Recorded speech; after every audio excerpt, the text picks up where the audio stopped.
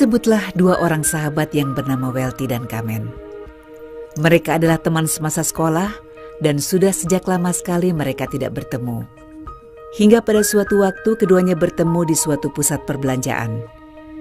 Keduanya saling terkejut sekaligus gembira karena bertemu dengan sahabat lamanya. Mereka kemudian saling bertukar cerita mengenai perjalanan hidup mereka selama ini. Adapun Welty menceritakan hidupnya yang menyenangkan.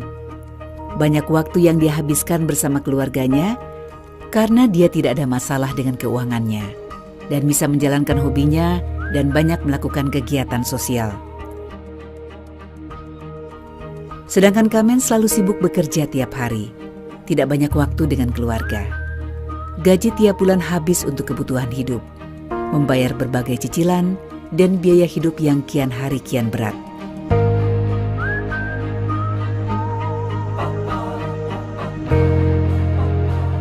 Mendengar cerita Kamen, Welty memberikan banyak masukan kepada sahabatnya. Kemudian dia pun menceritakan sebuah kisah mengenai seorang tukang perahu yang menjadi sukses tanpa dia harus selalu menukarkan waktunya dengan uang.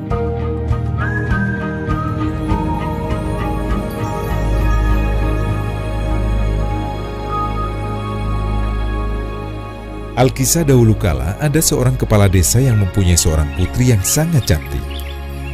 Kecantikannya membuat seluruh pemuda di desa tersebut menaruh hati padanya.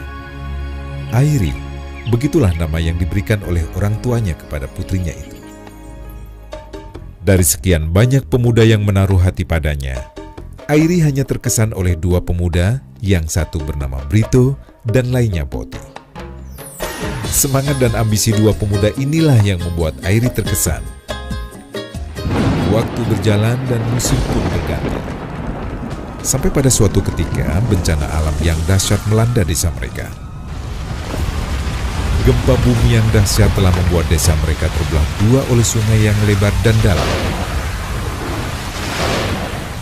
Kepala desa dan keluarganya berada di sisi barat dari sungai, sedangkan dua pemuda Brito dan Boti tinggal di sisi timur sungai itu.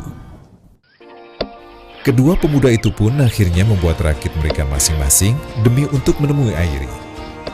Tanpa disadari, rakit yang mereka buat ternyata menghasilkan sesuatu. Mereka mendapatkan banyak imbalan dengan mengantarkan penduduk desa yang ingin pergi menemui sanak saudara mereka ke sisi desa yang lainnya. Waktu pun berjalan, pada tahun yang akan datang usia Airi mencapai 18 tahun.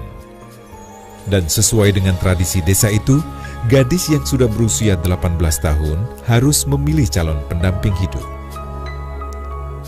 Gundah melanda hati Airi, karena sampai saat ini dia belum bisa memilih yang terbaik di antara Brito ataupun Boti. Melihat kegundahan hati putrinya, sang kepala desa pun akhirnya menetapkan sebuah sayembara.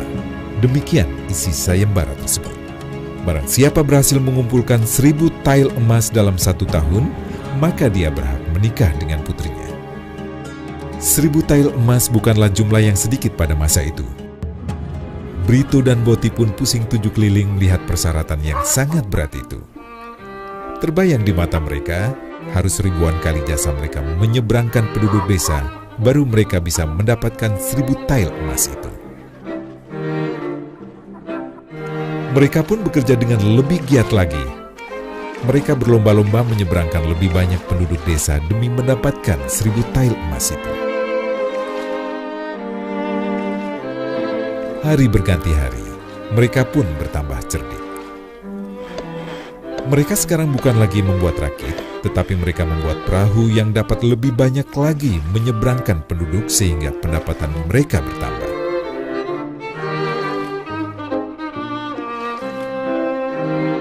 Brito berpikir bahwa ia tidak bisa bekerja keras mengandalkan diri sendiri seperti ini terus.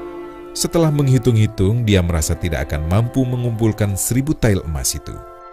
Karenanya, ia harus bekerja pintar dan mempunyai sistem yang baru.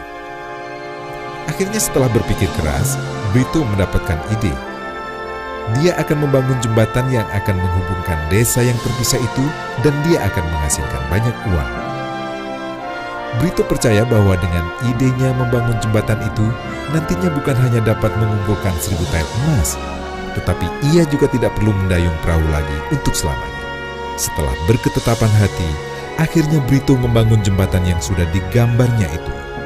Walaupun banyak mendapatkan ejekan dan tertawaan dari orang di sekitarnya yang beranggapan bahwa membangun jembatan adalah suatu ide gila yang tidak masuk akal, yang hanya membuang-buang waktu dan tidak menghasilkan uang.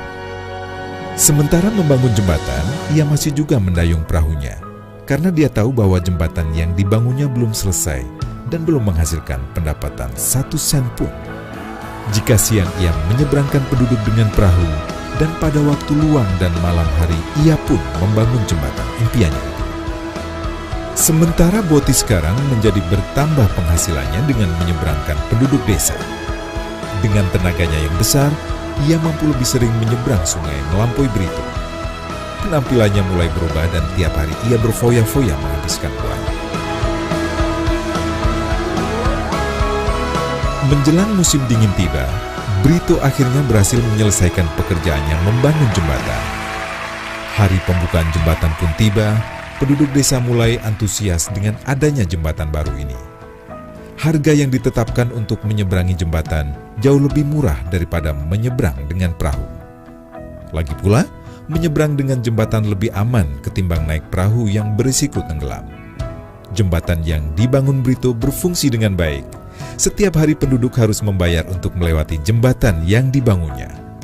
Penghasilan Brito pun mulai mengalir. Brito hanya cukup membuat mesin pengumpul uang di gerbang jembatan dan uang itu pun akan diterima langsung. Dan akhirnya, Brito pun telah berhasil lebih dulu mencapai penghasilan 1000 tael emas yang diminta kepala desa. Sementara Boti, penghasilannya dari mendayung perahu mulai berkurang. Lebih-lebih di musim dingin, ia tidak bisa menyeberangkan perahu karena air sungai menjadi es. Penduduk lebih memilih untuk melewati jembatan yang dibangun oleh Brito, tidak berisiko tenggelam dan tidak licin oleh es. Badan Boti sendiri pun mulai tidak segar karena terlalu memaksakan diri bekerja. Sungguh kasihan Boti. Ia menukar seluruh waktunya dengan uang dan kini badannya lelah dan raut mukanya menjadi layu.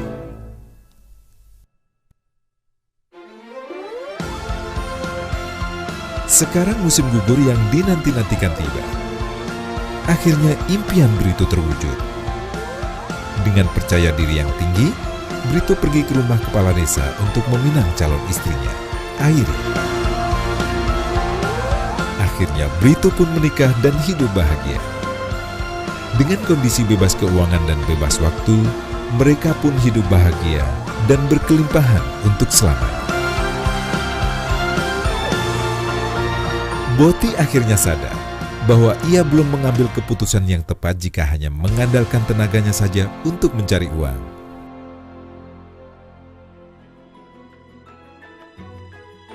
Setelah mendengar cerita tadi, Kamen pun berpikir dan menyadari bahwa apa yang dilakukannya selama ini sama seperti yang dilakukan oleh Boti.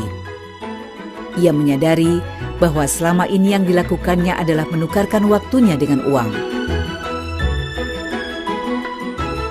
Setibanya di rumah, Kamen pun masih memikirkan ucapan Welty tadi. Ketika hendak tidur, akhirnya ia pun memutuskan untuk mengikuti saran Welty, yaitu mengambil langkah pintar seperti Brito.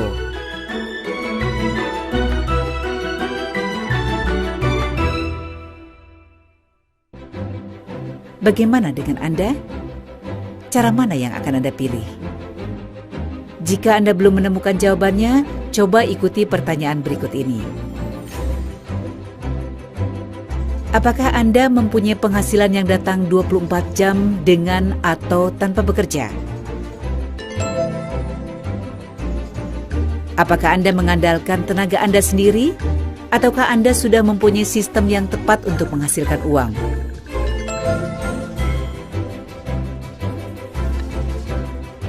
Apakah income Anda tetap mengalir terus-menerus walaupun Anda sudah tidak ada?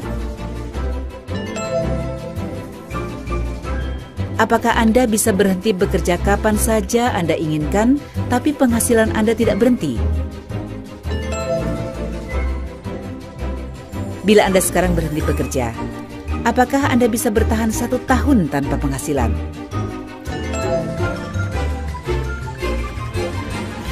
Jika jawaban Anda adalah tidak, segera hubungi orang yang meminjamkan DVD ini atau dapatkan DVD selanjutnya Smart Idea by Freedom Faith Net Global.